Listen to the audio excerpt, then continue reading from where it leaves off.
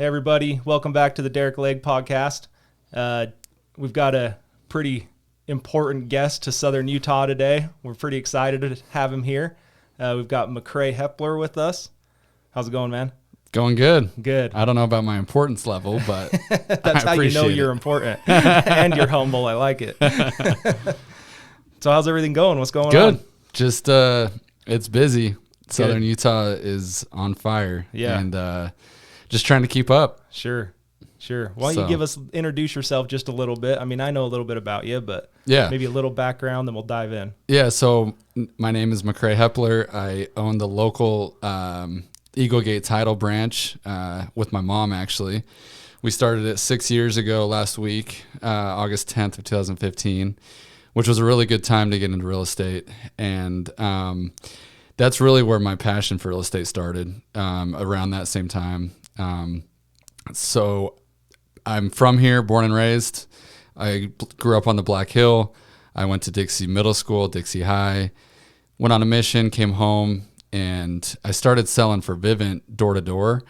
And that's really the door to door summer sales game really puts you into that entrepreneurship mentality and kind of the school doesn't matter mentality. And so I dropped school and was just selling and was reading all the personal development books and sales books and all that, and really just got me into wanting to start my own business. And that ended up leading to where I am today.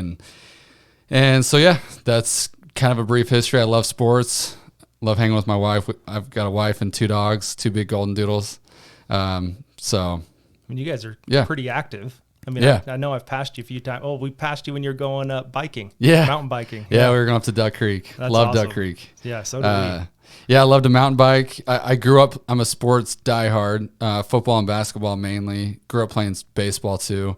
But now that I'm getting older, all those just hurt me. So I mountain bike, I golf, and I've tried getting into pickleball, but most of my time right now is being spent on the mountain bike trails. Okay. But those are my 3 sports that I play now. Sure. So. Well, I know you're big into the real estate game in Southern Utah. Most of deals run through you guys, it seems like. Not quite. No, but you've got your hand in quite a bit. Yeah. No, we've been blessed. Honestly, we have a really good team, and it's a family business, so it means everything to us. And so we've been able to grow every single year, and the plan is to keep growing and growing and growing. And so yeah, it's awesome. When we bought our lot, we went to you. Yeah. And then when we sold our Washington house, we went to you. And the construction loan on your, I think so. Yeah. We're involved in every real estate transaction, and a lot of people don't really know what a title company is. And so I like to educate people because whether you're buying or selling, or you're refinancing, or you're getting a construction loan, or there's many different HELOCs, there's a title company involved on all those transactions. So we see it all.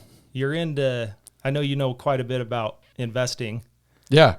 Real estate investing. Yes. If someone was going to get started in that, where do you think your first step is? Obviously having some cash. Yeah. I mean, the biggest thing is having cash. You know, I think there's a lot of ways to get into real estate with with little to no funds. It's just so much harder that way. Yeah. And so I've always thought of upping my income to be able to pay, to be able to invest. And so I think the biggest thing is, having an income. If you can make side income to help, pay the bills with some of your money, but then you have a side hustle of some kind that's helping you generate more.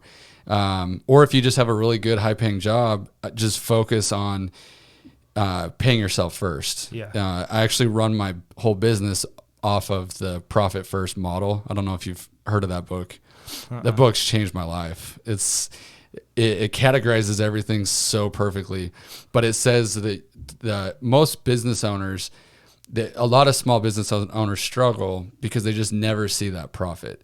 They pay for operating expenses. They pay, they pay all this out, and then they profit very little, if any. And it's just like personal finances. A lot of people are living paycheck to paycheck because they don't have control of their liabilities or their expenses, and therefore it doesn't leave you with anything to be able to invest. So if you flip that model and you pay yourself first, and then which it might start out really small, but you're paying yourself first that profit or that investable income, and then from there you pay out everything else. Okay. So it might be a hard transition at first because you're used to being able to buy all this stuff, but you find that a lot of the stuff you're buying is it's not worth it. Useless, you know? Yeah. And so you really start to dial it in, and that's honestly what's really changed my life, and helped me to be able to invest, because I am I am an entrepreneur, I'm a business owner, and so I don't have, that the retirement pensions or some, a lot of the 401ks, the things that employers give, I'm supplying that for my employees. But I need to set myself up. And so being in the real estate business has helped me to be able to invest in real estate, but it's just what's drawn to me the most. So that's cool. So, yeah.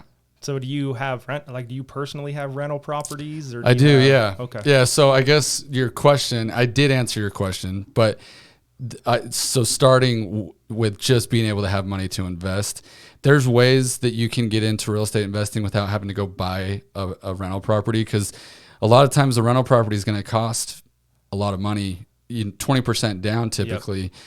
If I was starting today, I would house hack, which I don't know if you've heard of that. No, what's that? So, and I would do it today if my wife allowed me. I would go and buy a duplex, triplex, fourplex, and I would occupy one of the units and then rent out the rest. You can get a conventional 5% loan, FHA 3.5% loan. Your down payment is much, much less. Because you're a primary residence, is that? Because because if it's an investment property, typically banks want to see 20% down. Yeah, I'm with you. So if it's your primary, then it's 3.5-5% down, which is a lot more reasonable. Yeah. So then you live in one of the units, you rent out the rest of the three, you don't even have a mortgage payment because those rents are going to be covering your split of the bill. So your living expense is much less. And then you end up with a fourplex. Then you stay there for 2 years. You stack up the cash flows that are coming in from that. You make more money. You go find another one. And you do the same thing. If I had learned about house hacking earlier, before getting married, I would have done it. I kind of did it with a townhome, and this is another concept of it. I had a townhome, and I just rented out the rooms to my friends, and that was good. But I wish that I would have done a duplex or a threeplex, had my own place, yeah. and then rent out. But that's what I would look into first. And even if it's just buying your first home with a 3.5 to 5% down, loan, and then living there for 2 years. Once you hit that 2-year mark, then you can go somewhere else. So after those 2 years, you just rent out where you were and move on to another one. Yeah, and honestly, doesn't even have to be up 2 years. But if you were to sell it to move into something else, then you for sure would want to be there for 2 years so you don't have capital gains tax. Okay. But if you just live there and you live there for a year and then you move to somewhere else and you keep that and you're able to go get another 3.5, 5% loan, and it works as long as real estate keeps appreciating, sure. which it has, it's especially here, it's crazy. And so that's what I would do if I was just getting into it. Correct me if I'm wrong, because I've never done it, but I think how it would work is you're there, you're renting the other ones. Now you can count that as rental income.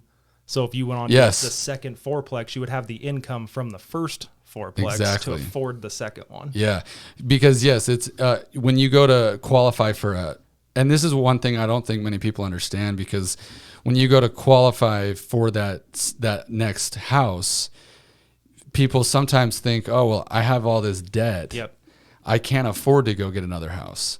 When in reality, if you have rental income showing, or, future rental income showing, I don't know all the logistics of lending, but that counts as, it doesn't count against your debt to income ratio. And so and I think that's one concept that most people don't really grasp. I mean, I never did until recently. That's why I was like, I'm pretty sure I'm accurate on this. But yeah, having that rental income is now considered income towards another loan. And that's why, as you get more and more rental properties, each one is so, because that's the thing is, sometimes when I first was starting out and I was like, man, I want to have 20 properties. But then I'm like, how do I qualify? How do I keep buying properties? How do you have 20 loans? How do you have and there is a max at 10 with Fannie and Freddie, and there's some logistics there, but so you can have partnerships and whatnot to get more doors. But I was thinking at the beginning, I was like, man, how am I going to qualify? Because that's all going to go against I can't keep making, I would love to make millions, and so anyway, once that clicked and a lender told me, no, that actually counts as, that doesn't count as debt because you have that income. Right. And that's really what opened my eyes. Sure. So that's cool. So if you were 20, 21 coming home off a mission. House hack. All day long. I like it. And it's tough because prices are high. Yeah. But if you have the long-term mentality, and that's what a lot of people don't have, I mean, we'll talk crypto. That's and say in anything. And and I'm just so long-term with everything. That's just always been my mindset, that if you hold real estate long enough, it matters how much you pay for it. It does. But I haven't stopped buying. I've bought 2 rental properties this year, when you would think that this year is everyone should be the holding back. Absolute worst time. But if it's cash flowing, you can afford it, and you can afford it if worst case scenario, things fall apart. Yeah. Which people actually rent more if things were to fall apart. Right. And so, and I just don't, it's not falling apart. It's not going to fall apart there's no looming real estate crisis. And so, in my opinion. But I've been having that conversation because we just bought and built and did a jumbo loan and all that. Yeah.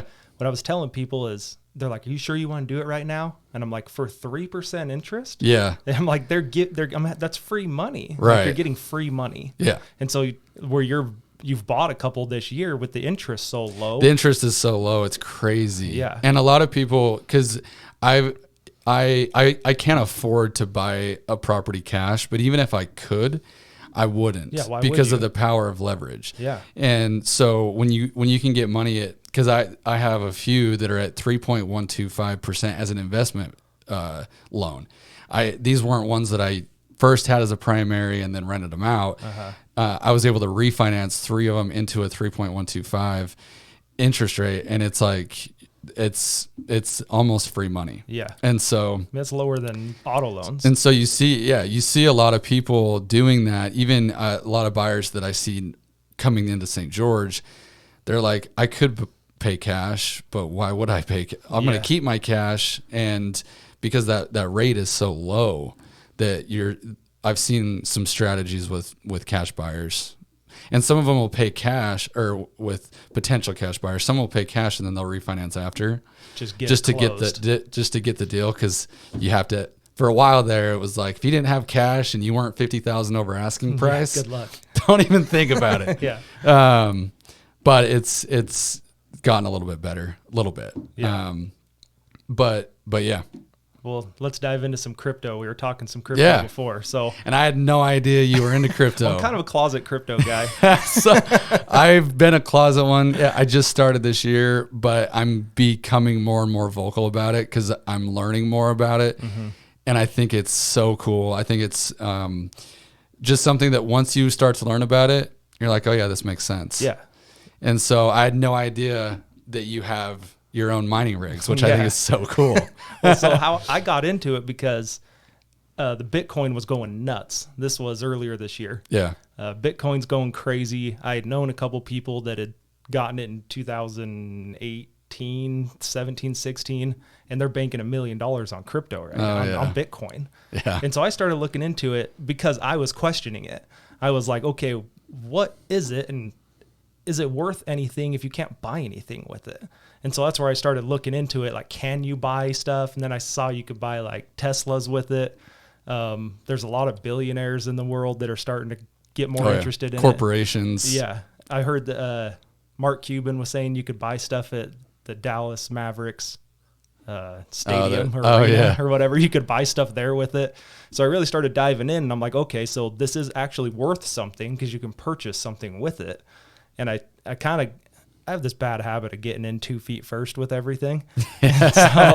So I started looking into it, and I actually delivered a few safes to like 2 different guys that really took the time and explained it all to me.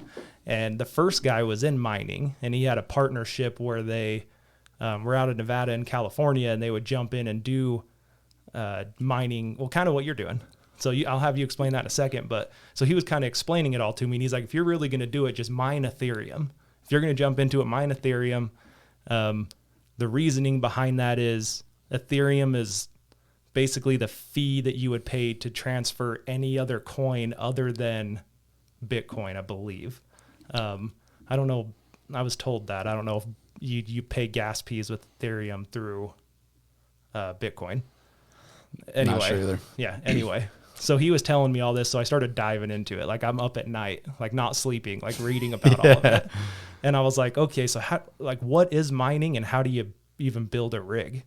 My brother's into computers. He's built computers. He's done all that. He can code, all the back end stuff, all that. Nice. So I call him, and I'm like, dude, I've got a bad idea, but I want you to do it with me. And he's like, what do you got? And so I start explaining it all to him. And he's like, I'll help you with whatever you want. Let's get into it. And he's wanted to do it too. And so I bought, motherboard. I bought the power supply. I kind of started buying everything. And this was right before all the GPUs spiked. Oh, okay. And you couldn't even find them. Yeah. And so still hard to find. Yeah. Really hard to find. And so I bought a couple small ones because they were up to like $2,000 for one GPU there for a while. Right. And so I bought a couple small ones. We got them plugged in, got them up on Hive. So Hive OS is what we run most of them on. And we kind of started watching it. And once you mine X amount of Ethereum, it pays out into your crypto wallet, right?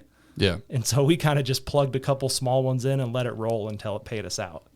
So it pays us out, and I'm like, okay, dude, it must be real. Like, it's right here in my other wallet that's like a third-party thing, Yeah. And so we just went all in. I bought 3 other, so it is a motherboard, but it's called a RebTech. Have you heard of that? No. So it's a RebTech. I'm not familiar with all the hardware. The hardware stuff. Okay. So we jumped. I wish I did, but no. Well, sometimes I wish I didn't. But I found out that there's this brand you can buy. It's called a RebTech. And it eliminates like 3 other components that you would have to have for a traditional motherboard. But you buy them out of Transylvania. Oh, wow. And so I'm like, this is sketch, right? And I get on YouTube and I find like a couple big time crypto miners that are reviewing the motherboard. And they're like, dude, this is so sketchy. You're out of Transylvania. Does it work? Does it not? And when they've got them all hooked up, they work like flawless. And so I was like, well, let's do it. Let's buy one. And so I got on to buy one. Well, you have to pay with cryptocurrency or you have to wire them the money. And so I'm like, this is a bad idea. So then I got on eBay, and there was a couple people selling, like, there was like 4 of them on eBay. And I was like, well, let's try it. And so I ended up paying like $75 more to buy the one on eBay. And we got it here, plugged everything in. I bought a couple big GPUs, like they're 3080s, 3060s, 3080s. That I'm kind of familiar with. Yeah. I have 3070s. You run the 3070s. And the 3080s are big, and then there's a 3090 that's like twice what a 3080 is. Right. Anyway, so we got everything in, started plugging it in. Nothing worked. And I was like, dude, we messed up. I mean, I'm like, oh, my wife's going to watch this, and she's going to really learn what we're into all this. And so I'm a couple grand in, and Okay. I'm like, dude, we messed up. This whole thing's a farce, you know? Yeah. And Jason's like, well, let me take this home and let me work on it. 2 days later, he sends me a screenshot. He's got the whole thing up and running. And so That's awesome. he had to just reprogram, like the SSD is what it's called. And that's his world, not mine. I don't know any of that. So he gets the whole thing up, and we start mining crypto. And then we bought another motherboard and another one, and I think we're up to 6 right now. And That's so but awesome. like I rarely talk about it. Yeah. I can't stop talking about it, honestly. Anybody that is interested in crypto, Yeah. I ask them, do you mine it? Yeah.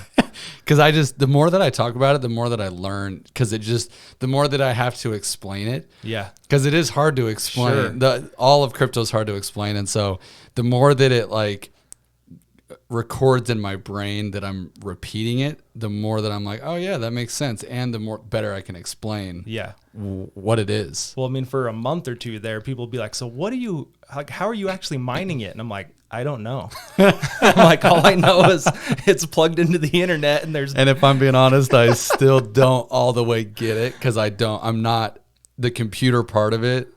I know all the lingo, the graphic cards, GPUs, the 3070, some of the brand names, Ethereum, and then Ethereum. But I mostly just trusted the guys that were setting it up for me. Sure. And I also run it off Hive, which I just know where to look to see how much it's earning. Yeah. All the other tech, all the numbers and stuff, I don't get like, any of it. That's a high number of mega hash. I feel good about it. Right. Yeah, as long as it continues to earn what it's earning, Right. the cash flow is what I look at. So have you pulled any of that out into No. actual okay. Have you traded any of it, or you just have a wallet of Ethereum?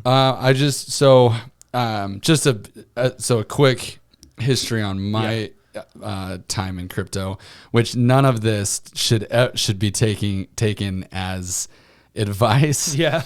or even point.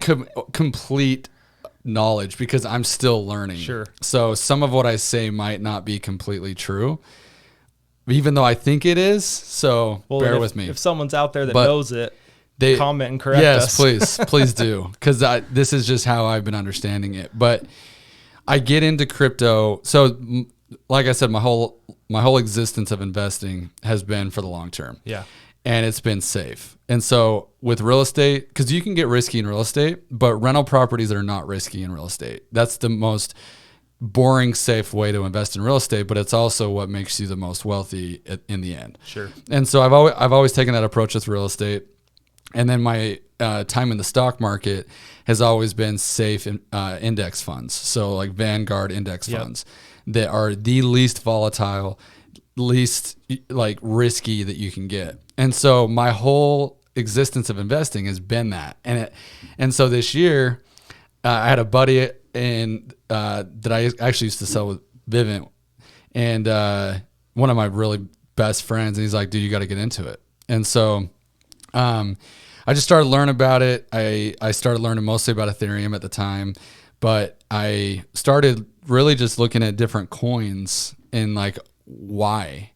And I don't even look. You mentioned that how Bitcoin is valuable because it can be. There's a country that it's now legal tender and there's more and more people that are picking up on the idea of paying with Bitcoin. Yep. But I look at all these different coins as assets because they're companies that the blockchain is really, when I first started learning, because before February of this year, I was like, I'm never touching crypto. Yeah, it doesn't make sense to me. I'm just not. I'm super safe with my investments, and I'm like, give me $100 in the safe. I don't want $100 in some algorithm somewhere. Right, exactly. And so, but then once I started learning, so when I first was like, okay, I'm going to open my brain to this. Instead of investing in mostly real estate this year, I'm just going to put a little bit into crypto and see where it goes. And so I start learning through TED Talks. I was listening to all different people speaking on crypto and the use of the blockchain technology. And it's funny because my brother had been talking to me about blockchain technology since like 2017. But I was just like, I'm like, blockchain, like, I just don't get it. Like, what do you mean crypto, it runs on a blockchain? I don't get that. So I really wanted to learn what that blockchain was. And I still don't know a lot, but I know enough to know that it is a technology that is literally changing the financial world as well as many worlds in the technology realm. And so I look at Ethereum and I look at some of these other coins that I've invested in because they're companies that are creating technology that is valuable and that can be utilized. And so I do have some in Bitcoin. I am mining the Ethereum, and then I'm trading. I don't sell much. Even in crypto, the long term might be shorter term than my rentals, because my rentals are like a 25 year game plan for the most part. And my crypto long term is not that, but it's still longer term than most people that I hear that are just day trading it. Yeah. And I'm just not a day trader. And I look at it quite a bit, but I don't sit and try to time the market. And so I've mostly just been buying. I do have some other coins, and I've actually been staking as well. So I've got like 4 different coins staking, which I didn't. So it's just funny because I start trading and I start just buying coins. So you're buying it with like US dollars? Yes. Like you're okay. Yeah. Like I got a Coinbase. Okay. I got a Coinbase account, and then that's where I started. Okay.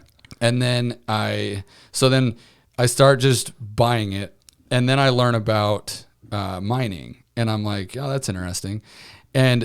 But I didn't think that it would be real that I could be a miner or that I could own some rigs. And then a friend of mine, Matt Heaton, I'll give him props on here. One day we were at lunch, and he's like, dude, I just bought a mining rig. And I'm like, what are you talking about? You bought a rig? He's like, yeah. So tells me about it. I'm like, I'm interested. So we go look at it, and I immediately that day I was like, I'm in. Where do I sign? Yeah. And so then I started really understanding mining, and at the same time I kept hearing about staking, and even had a few people tell me, they're like, you should just stake instead. I'm like, I don't understand it. I don't like, what is staking? I don't get it. And really now I get it, and it makes sense. And so I've been mostly focused on the staking and the mining as of late. And I'm pretty heavy into it, as to my comfort level at this point. And so I'll continue earning the Ethereum. And with that, I might convert it into some others. I hate taxable events. Mm-hmm. And so that's why I don't sell a lot, because I'm afraid of the tax consequences, especially on Coinbase. Now I have sent most of it out of Coinbase into it's an Exodus wallet. I use Exodus, which is decentralized, but there's still that element of taxes, just because I've never gone through a full year and seen what 1099s are from Coinbase. I have no idea. And so I'm really hesitant to sell anything or even convert, because I don't know exactly what's going to be taxed, you know? And so right now, all the Ethereum that's being mined, I'm just keeping as Ethereum. And then I'm able to do stuff with some of the other smaller coins. Okay. Did you get into Doge at all? I have, I could look it up. It's like $500 worth right now, which is about half of, so I think I put in about 1,000 into Doge, and right now it's worth about 500. Yeah. I just did it. I didn't want to go hard on that one because I don't see the use. I don't see. There isn't one. I don't see it. But then I hear like Mark Cuban talking about it and Elon talking about it, and I'm like, I still don't get it. But I was like, I'm just gonna do a little bit. I'll sit on it. Maybe it'll go somewhere. Yeah. So I was mining already when I got into Doge. Okay. And it was like 8 cents, I think. And I got a Robinhood account and I bought Doge. Nice. And I didn't even understand what I was doing. And so I bought Doge, and actually you're just buying like the value of Doge. You're not actually owning the coin on Robinhood. And so I bought some at like 8 cents, sold it at 11 cents, walked away with my like $17, and I was jacked, and I was like, I'm doing it right. Yeah. And then it spiked hard, and I bought it at 35 cents. And this is like a week later, and it got all the way up to 47, I believe. And then it just dove. And so I was sitting at 30 cents, 34 cents, and it was hovering like 18. And I was like, oh, dude, I really lost out on this. I won my $17, but now I'm out a lot more than that. And I was having like direct deposits going into my Robinhood, and I was just buying it every time one came in. And luckily it ended up getting back up to 34, 35. Yeah. And then I sold all of it. So I think I walked out with like $300. See, and I bought it at 55 cents. And so right now it's like what, 30? 30-ish. Yeah. So it's about half, and I don't know. Yeah. It is what it is. So my mentality with all this started when what I was picturing was what we're going to miss out on investing in our lifetimes. Yeah. And so I'm like, I had money when Apple was nothing. Yeah. And I could have bought Apple stock or Tesla or whatever. Right. Yeah. And so I was picturing my son, William, being like, Dad, you could have got into Doge when it was 8 cents. Like, what did you do? You messed up, man. We could have been somebody. Yep. And so that's what was my thought going into the mining and going into all of it, was like, that's been going on for a decade. Yeah, I know, which is so crazy to think about. Yeah. It's been going on a decade. But it's still ground floor right now. Right. And so I'm like, okay, I feel like if I'm going to get into it, I'm going to get in now. I'm long-term in the mining part of it too. Yeah. So what I'm doing with Ethereum, and again, I'm not an advisor, so make your own choices, people. There's one called Strong Block. Okay. Just a basic outline of how Strong Block works. It's basically mining. But like there's no hardware. You're not using any power, because that's the big thing on mining is power. Yeah, for sure. I have like a 30 amp plug that's pulling. It's all metered out. So I'm like watching how much power I'm pulling the whole time. And then like we were talking about overclock settings. And so I've gone in and pulled down my voltage and pulled up my memory clocks, and I've tinker with it all the time. And half the time I end up crashing the rig and I have to go reset it anyway. But you can pull down how much power you're making and then bring up your clocks, the different settings in it to make it more efficient. But what Strong Block does is it takes all of that out of the picture. Okay. So you can take so what I do is I take my Ethereum, I mine, and then I go buy Strong Block with it. When you have 10 Strong Block, you can then convert that Strong Block into a node. They call it a node. Yeah. And then what you're doing is those 10 Strong Blocks, now you contribute them to the community. So now you've lost 10 Strong Block that you've, whether you paid for it with dollars or traded it. Yeah. Okay. So you lose that 10, but it creates a node, and that node creates rewards for you. And so mining, right? So it's giving you rewards the whole time. And I've clocked it out to like one node in one day will do about 0.1 strong. Okay. So 10 days, you'll have 1 strong. So my goal is to go 10 nodes, and I'll be making 1 strong a day. Is that right? Yeah. Yeah. 1 strong a day. And so then in 10 days, I can contribute that back in and create another one and create another one. And then they just introduced the staking. And so you can buy the EFTs. Is that right? EFT stakes. Oh, yeah. And then there's 3 different levels of it. So you can trade your Ethereum and your Strong, purchase one of these, and then you tack it on to one of your nodes, and then it will create your rewards faster for you. Interesting. Yeah. And so it's almost like everything I'm doing with Ethereum, without all the But without the hardware, hardware. without all the power, without the internet, without the heat Yeah. issues, all of that, all that's taken away. And so Interesting. I'll have to show you how to do it. You'll have Yes. to come by the store Yeah. and I'll show you. I hadn't heard of Strong Block before today, so Well, what I no, really go love ahead. about it is I've been watching it for the last, I don't know, 4 months. 4 months I've been in Strong Block, and it doesn't fluctuate very much. And so like while Ethereum's spiking and dropping and Bitcoin's going from 50,000 to 30,000 in a day, all that's going on, Strong's been fairly flat. it's not a stable coin though. Like stable coin like USDC or USDT where it just hovers around $1. No, Okay. I don't believe so. Got it. And so when I'll have to look at it. Yeah, That's when I interesting. first got in, it was, I think one Strong Block was worth, I think it was like $124, and now they're up over 270. Oh wow. And so then it's also the fluctuation of the value of it, like Ethereum and all that, right? Yeah. And so like those rewards that I was building when it was $1 or 125 is now building those rewards at 270. So I don't know. It's interesting. interesting. I had this Yeah. guy introduce me to it, and he was like, it's the best farming platform that's the most stable that I've ever been able to find.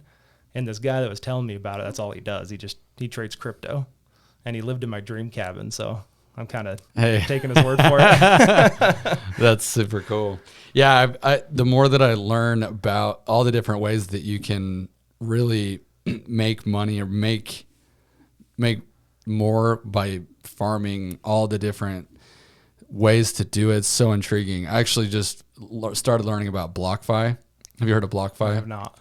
So BlockFi is like there's an exchange aspect to it where you can buy and sell only certain coins, but they have interest bearing accounts that's kind of like staking in a way, where you're earning an APY, you're earning annual interest rate on from like 4% up to even 12%. BlockFi, I don't think goes to 12, but there's another one I just learned about that pays you 12%. But the stable coins that I talked about, USDC is basically like $1. Mm-hmm. And that's why they call it a stable coin. It's not one that's going to go up and down. It's just worth that $1. So you can put, let's say you put 10,000 of your dollars into BlockFi, and you have that 10,000 in there versus your bank account, which your bank account's making 0.01, whatever, if you're lucky, cents and like dollars maybe for the year. You can put that 10,000 into BlockFi. It's not into USD, and I'm still learning about stable coins, but the volatility, the risk in having it in a USDC is very low. And so you put it in there. I have money in USDC in that BlockFi account that's making 7.5%. So I went from, it was just moving money from, I'm not invested. I don't look at it as my money that's invested in crypto. It's just my savings account. Yeah. So my savings account just went from interest of 0.01 to 7.5%. And it's crazy, and it's working. Is it like do you have to keep it there for a certain amount of time or no? So you could go pull it all out. You can go pull it out. Today if you wanted to. Huh. And you can also put it into Ethereum, Bitcoin. Ethereum and Bitcoin is like 4 to 4.5%, up to a certain, like up to 5, I think. Ethereum, you can make like 4.5% in Ethereum. So it's staking Ethereum essentially. Yeah. But then on that same, and this, I haven't got super deep into it, but I follow this guy, Richard, I can't remember his name. I have to, Garcia maybe. I think it's Richard Garcia. He does, because you can lend, or you can collateralize your crypto and borrow. And he has this whole mechanism, dude, that's like mind blowing, where he's, I don't even know. It's hard to even explain it, but I'm like, man, that'd be cool to get to that point someday. But so far on BlockFi, I'm just utilizing the interest accounts, and it's amazing. Well, it brings up a memory that I have of my grandma being like, you have a savings and a checking account, right? And I'm like, yeah. Where's all your money? I'm like, well, my checking accounts. This is when I'm a kid, right? Mm-hmm. I'm like, well, I'm 16. I want to use my debit card. It has to be in my checking account. And she's like, well, put it in your savings because you'll earn, you know, your 0.02, whatever, yada, yada. But it's like everything's evolved now to where what you're talking about. And it's like, yeah, that generation has it all sitting in their savings account, you know? I know. And now we're like, all right, well, that's cool, but this is what you need to move your money into. Yeah. And the interest rates are insane, and it's still liquid. I mean, you can still pull it. Yeah, because you can pull it. You can pull it whenever. Which, that's what scares me the most is like, well, I can pull that out whenever I want. And that's what I like about the strong block stuff is like, I can pull it whenever and it stays fairly stable. Yeah. Yeah, no, that's cool. I want to learn more about that. Yeah. For sure. We're going to have a lunch or a dinner. Yeah, we should. A couple. I know. I want to come over to the store and see your rigs. Yeah, you have to come over. It's a mess right now. I'm redoing everything. So we have I don't know how they have it set up at your guys' place, but my friend Brandon, who's actually going to be on next, he 3D printed me hangers. So the GPUs, right, the video cards. Yeah. They have this hanger that it screws to and mounts to. And then it, you know, like little wire shelves you buy at Costco or Target, whatever. They are set up to where they just click in the wire shelf. And so he's 3D printed me all these hangers. And so I'm redoing everything right now. Nice. So like half of it's like super organized and half of it just looks like a rat nest of wires. And everyone comes in, they're like, what the heck are you doing back there? And I'm like, oh, dude, honestly, I don't know. I just hope it works out one day. But in my mind, I'm like, it probably looks like the biggest joke to people. But like to me, it all makes sense because I plugged it all in and set it all up. But it looks like it looks like a joke, really. So you'll have to let me clean it up before you come over and check it out. Yeah. No, I want to though, for sure. And then we'll go through all the different, because I've got them set up with those RevTechs that are fairly simple all the way to, I've got a motherboard that'll run like 22 video cards, I think. Oh, wow. And so I'm just starting to kind of build that one out. And we did something different on that where we're running it on Windows instead of Hive OS. And I don't even, like, I've tinkered enough with Hive OS that I understand a lot of it. But the Windows thing just blows my, I mean, it's like, I have a monitor and it's like a computer. It's, you know, yeah, like you can get on the internet on it if you want, but it's just a mining rig to me. And so it's kind of crazy. And to get in and do all the overclocks and all that stuff, so foreign to me. I don't understand how to do it. But like my brother would sit down for 5 minutes and have it done. It's just foreign to me. But yeah, you'll have to come in and check it out. It's kind of cool. I will, and for sure.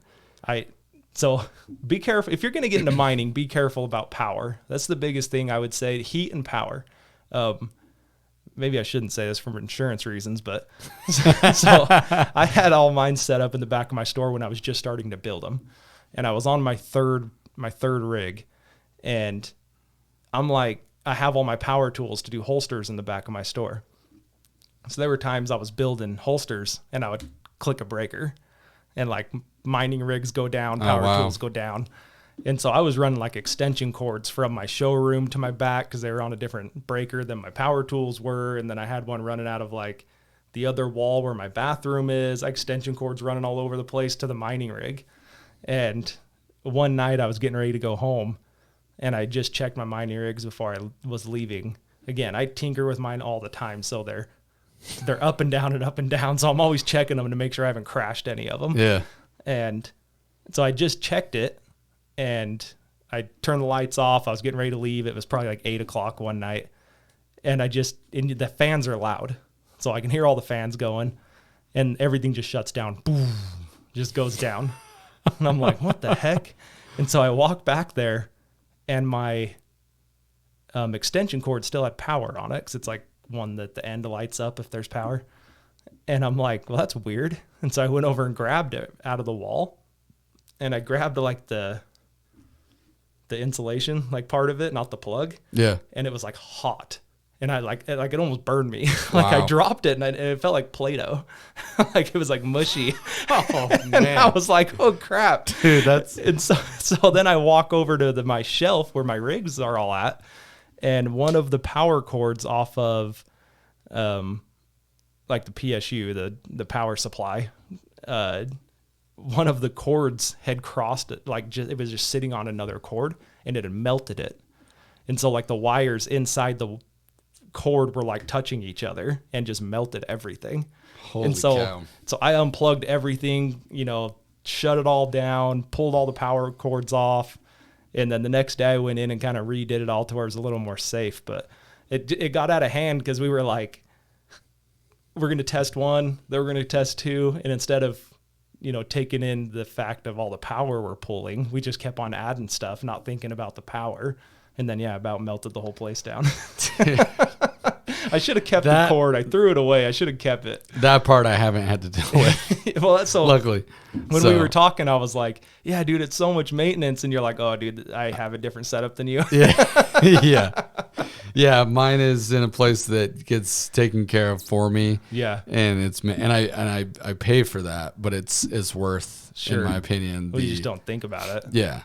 Well, I had planned on putting it at just like I have a vault room at my house, and I'll probably just go put it in there, and then it'll be at my house whenever I need it. But I don't know. It's just kind of fun.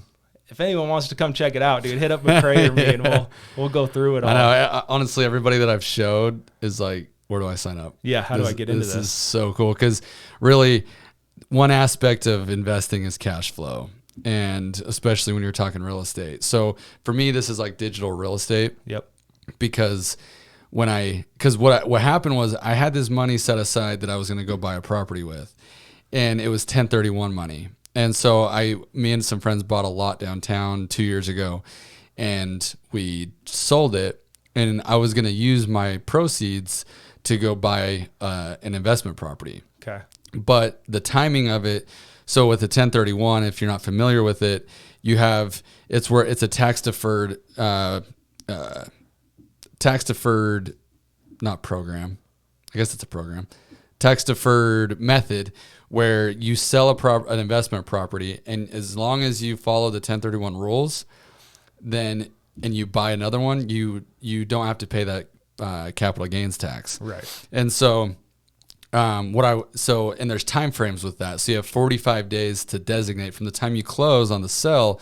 You have 45 days to designate your purchase, what that property is going to be, and then you have 6 months total to close on the purchase. And then does that have to be real estate to real estate? Real estate to real estate, yeah. So what happened was I got to day 45 and I didn't have anything. And so I was like, man, I wasn't going to overpay for something. I couldn't find anything that made sense. So I was like, I'll just let it lapse.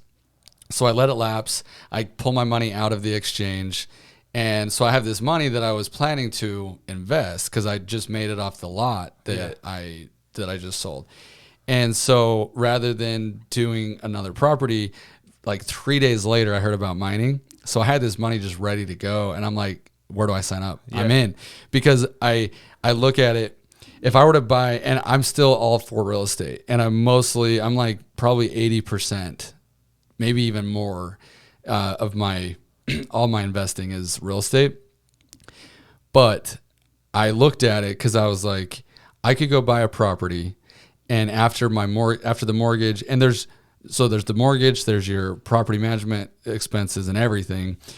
Usually I'm about $400 or $500 a month in cash flow for a single property. Okay. And so if you go and so anyway, so I looked at it, I'm like, okay, this amount of money that I have would get me a property that would cash flow me about $400 or $500 a month. Now with real estate, there is the appreciation, there is the principal reduction, there's the depreciation, everything that goes into real estate. It's not just about the cash flow. Yeah. But in my brain, when I'm thinking of just cash flow, I was like, okay, I can put this money here and get this cash flow. Or let's look at this mining system, and my cash flow is like 6x what the real estate would have been. So I'm like, I'm gonna look into this. So then and really, it's literally just like digital real estate, because you're earning Ethereum that has cash value at this point, and I honestly think it always will.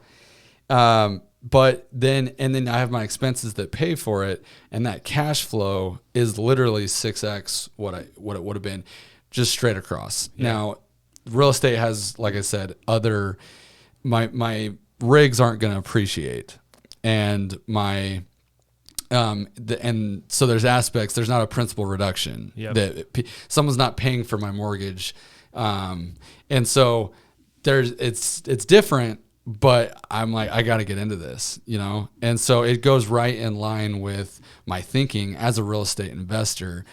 The mining aspect of it goes right in line with that. Yeah. And then the staking, where like right now, so I'm invested in Sol. I don't know if you're familiar with that at all, Solana. But on my Exodus wallet, it's the return on staking is 6.5%. And so that leads me down like my stock investing history of like dividends and I'm just like, and so that's really what opened my eyes to the staking. Was I look at it like it's almost like how did I compare it the other day? Because my Solana is being used in the network, and then I'm getting rewarded for that. And so that's why you're making a return on it, because they're using, just like a bank. Mm-hmm. This is what it was. Just like a bank is using your money, because your money is in a bank. Yeah. But it doesn't mean that you have dollar bills sitting there named on a shelf that says Macrae. Right. It's the bank is utilizing your money everywhere, and that's why you're getting an interest rate from the bank, but it's pennies. Sure. And so that's the same concept where you're investing your money. It's like a CD. I have a CD. It's a 2-year CD, and I'm making 2% on it. And so I put that money in the CD, and the bank knows that they can go use that money for 2 years. So they give me a little bit higher return. 2% is fine. But now I've opened my eyes to this, and I'm like, maybe I'll just put that money into, even on my BlockFi account that's making 7.5%. But that's really, so that's why crypto has really spoken to me, because it's kind of along the same, as far as my mindset, it's kind of the same of what I've already been doing. Yeah. It's just a little bit riskier because you just don't know. But what do you think is going to happen? Because that's what I struggled with a lot. I was like, well, it's not tangible. It's not like they're mailing you a check or you're getting dollars off of it. Right. My thought was, I think that the government wants to do away with like paper dollars. And so I think it's a matter of time till I think they will. I think they'll go to a digital dollar. And so, so I'm like, okay, so we're just getting ahead of this, right? That's my thought. Yeah. And my thought is the blockchain technology. That's what I just emphasized to myself, is the blockchain technology has the potential to literally change the financial world. And honestly, it has the possibility of changing the insurance world. And even my business is title insurance. We ensure that each time a property is bought and sold, that when it's sold, there's no liens on that property from the past. Yeah. And so if you have all real estate on a blockchain and it's verifying itself, why am I necessary? Now, so it's a little scary. When you put it that way. Yeah, it's a little scary, but there's a lot that would have to happen in order for that to actually happen with county recorders. And I don't want to go into that too much because I hate thinking about it. But at the same time, that's same with the financial world. There's all these middlemen type stuff that the blockchain just makes everything so much easier. And so I'm like, that's what I'm really sold on is, for example, one of the first TED Talks I listened to, a guy was talking about exchanging money from one country to another. And obviously, like here, we see a lot of people that are sending money via Western Union or wherever to either Canada or Mexico or wherever. And the cost and the time that it takes to do that is insane. And so with blockchain, it's so much cheaper, it's instant. And that's when I was like, okay, this blockchain technology has legs.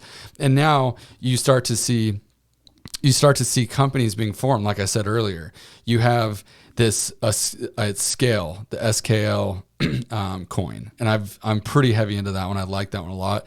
That one is just is going to scale the ability of what Ethereum is. Okay. And so that 1 billion people can use the Ethereum.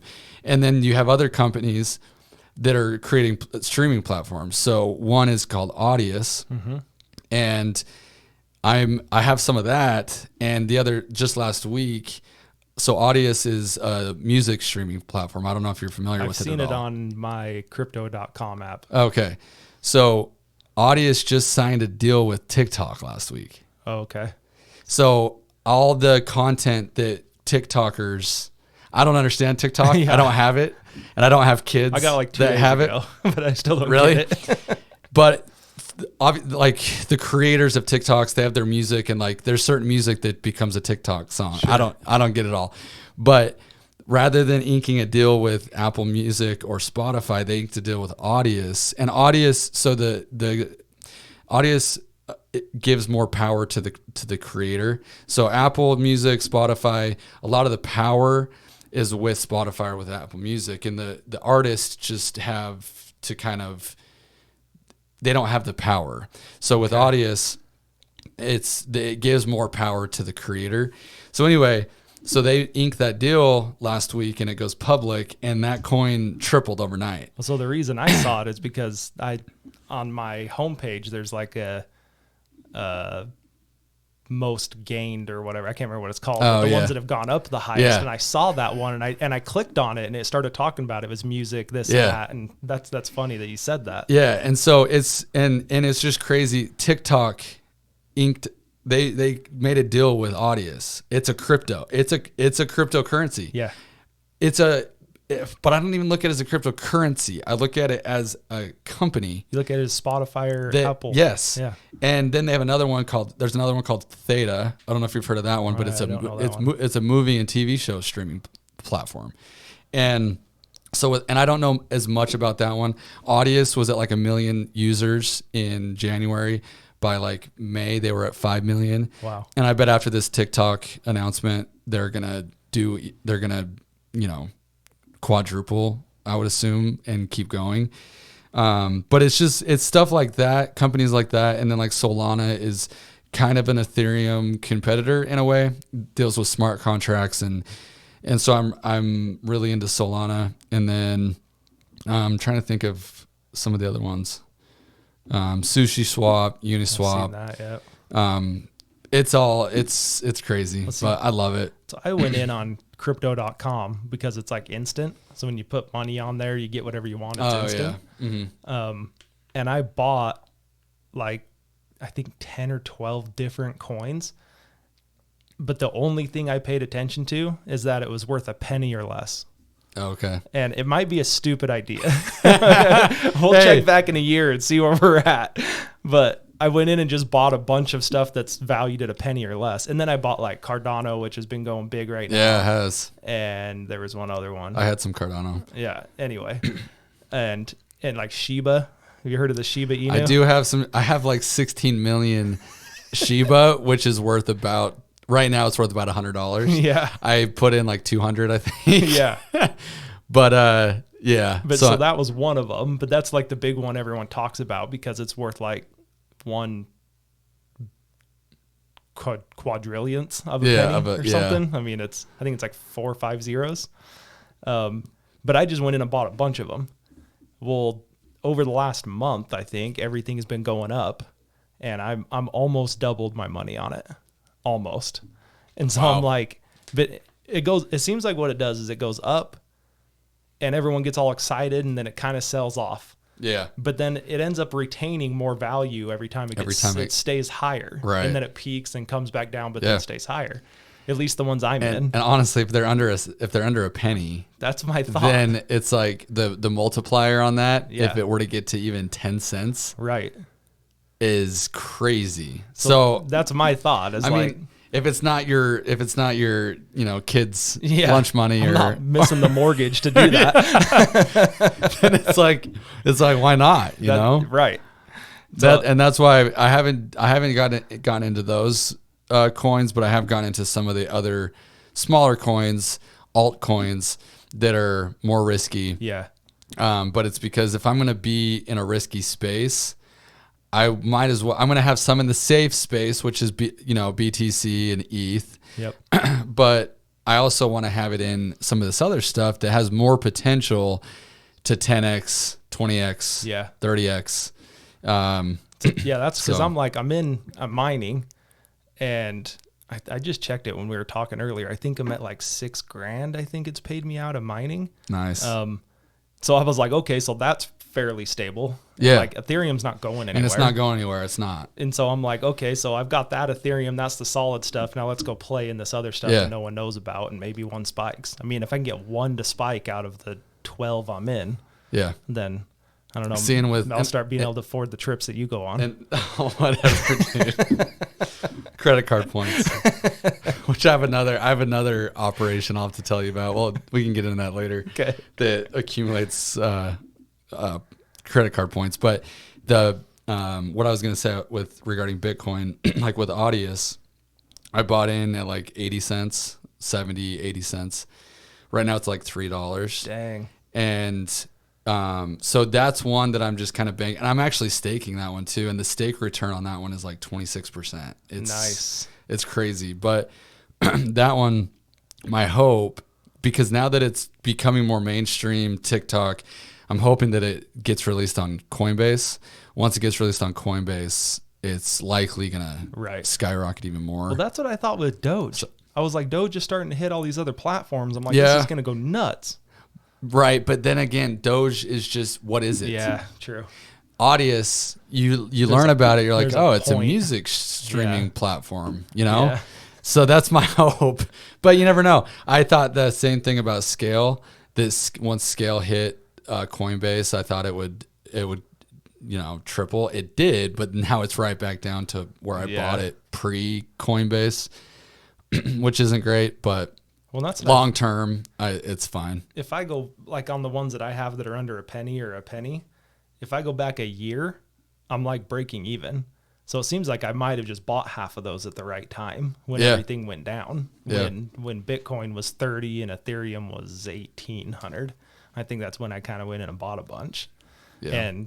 But when we were talking about Strong, so if I would have known what I knew now, Strong went from 140 to 270 when Ethereum went from almost 3,000 to 1,800. Oh, wow. And if I'd have known what I know now, I would have taken those rewards out of Strong Block, cashed them in, traded them to Ethereum. And not days later, I would have doubled that money.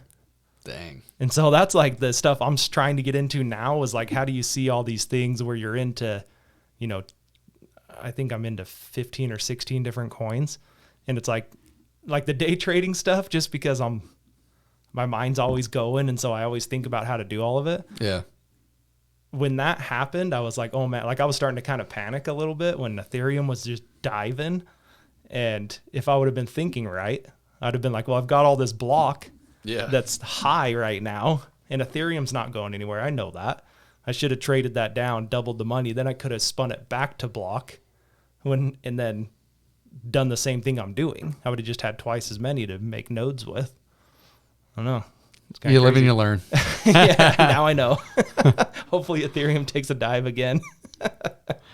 And you never know. I mean, just buy the dips. Yeah. That's, I think, but like you said, most of the coins, they do, obviously it's volatile. You have to be able to stomach it. At first, I was because I wasn't used to it. Yeah. I was like, I had pits in my stomach at times when it would drop, but now I've been into it enough to realize it's going to go up and down, but for the most part, and not every coin's going to survive. Yeah. And some of the altcoins are going to disappear.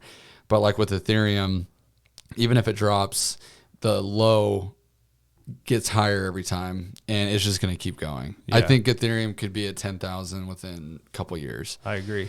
And if that's the case, then our mining, the return on our mining is going to be even better, because the return on it right now at 3,000 is amazing. Right.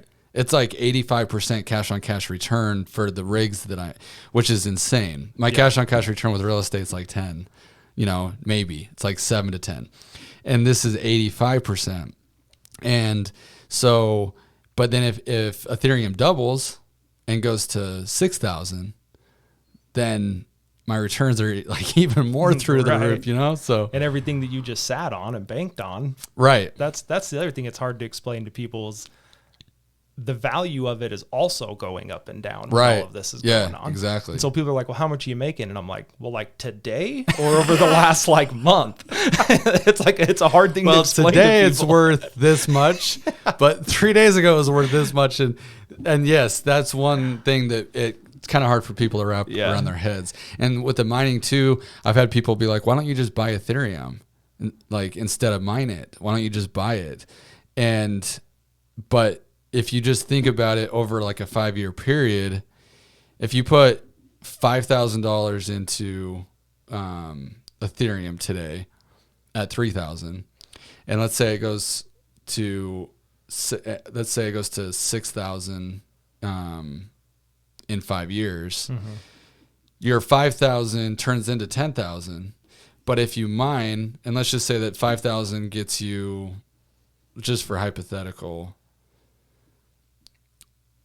gets you 5 Ethereum, then your 5,000 turns into 30,000, right? Versus the 10,000. Yep. So, and that's where the long term, and a lot of people don't think long term with Ethereum or with any crypto, but I'm like, if you do, that's where the value is your 5,000 turns into way more than if you just bought it today, and rode the value. Yeah. So, but I don't know. It's all crazy. I love it. It's intriguing. I could talk about it all day long. Yeah. Kind of like real estate. Both of them are. What we need to do is just a couple months, we'll have you come back on. Yeah, and let's that'd be cool. retouch what we had said and see if we're still right or what we. Give us a future outlook on what we were thinking. We should create a little group or something of people that are interested in crypto, and just talk about crypto. Yeah, and learn from each other. You know, it'd be cool. For a couple of days, I was like, oh, it's so cool. It's this and this and this and this. And then I just got so burned out of like re-explaining the basics of it that I just like quit talking to people about it. Yeah. And that's that.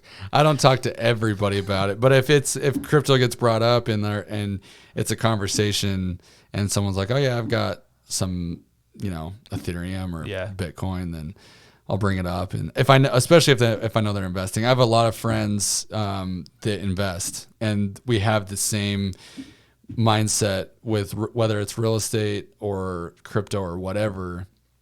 And so it's mostly been those guys that we just pick each other's brains all the time about what we're doing. And so, but yeah. See, I don't have that. Everyone just made fun of me. Like, what are you doing back there? I'm like, just plugging in all these wires, crossing my fingers. Well, and the place that I have mine at has tons of rigs, and it's in you feel like, I'm not gonna lie, if I would go into your shop and let's say that it's just this like motherboard and cards, and it's just like, I would be like, wait, what are you doing? Yeah.